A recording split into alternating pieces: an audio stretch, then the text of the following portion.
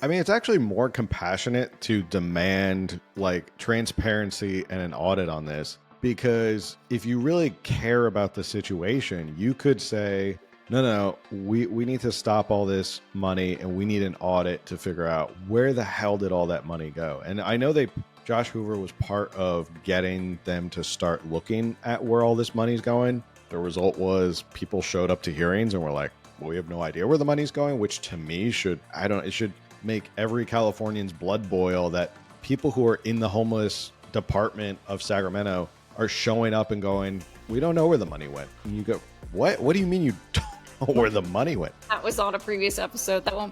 We were pretty upset about that. And they didn't care. They just had like no remorse at all. They showed up and their job. That's their job. To know where it was going. And then they showed up to a hearing, whatever. I don't know the legal term. To hear it. You know, with like, they were supposed to show up with the answers and their answers were, I don't know. Do we have anything from 2022? Again, apologies. Why is it taking so long? I mean, you're the one that said you're urgent. I don't know, maybe my sense of urgency is different from your sense of urgency. We're working expeditiously. What does that mean, though? We're in very short order. We'll have What does short order mean?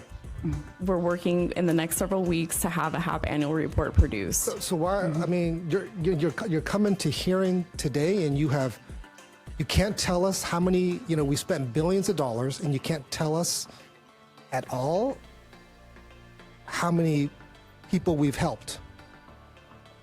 Apologies, I don't have the information in front of me to share.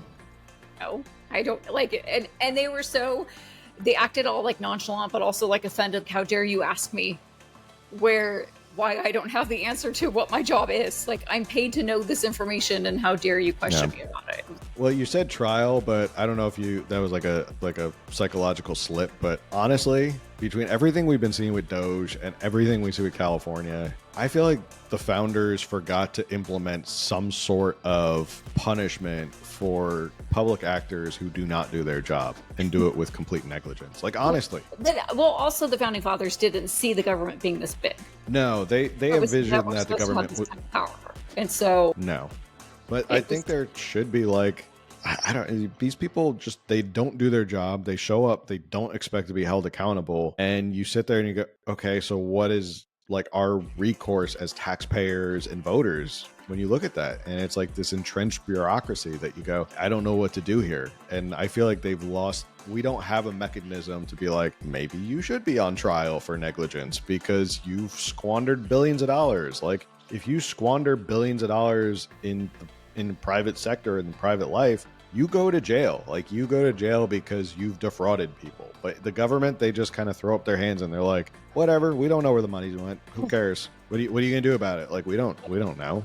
And like, so many of these people are entrenched, like, because it's just turnover from Democrat to Democrat. You're like, oh, I'm never gonna lose my job. Who cares? But I got a job with a nonprofit making $600,000 a year, so whatever. If we cut back on government spending and figure out where it's going and be more efficient, we could actually help more people. But call me crazy. Yeah. In summary, government is out of control, and pretty much everything here needs reform. Great. That's it. That's the end of the podcast. We don't need to say anything else. Everything. Education, our prisons, our healthcare, everything. Our homelessness, for support for our veterans, immigration. Nailed it. Literally, it all just needs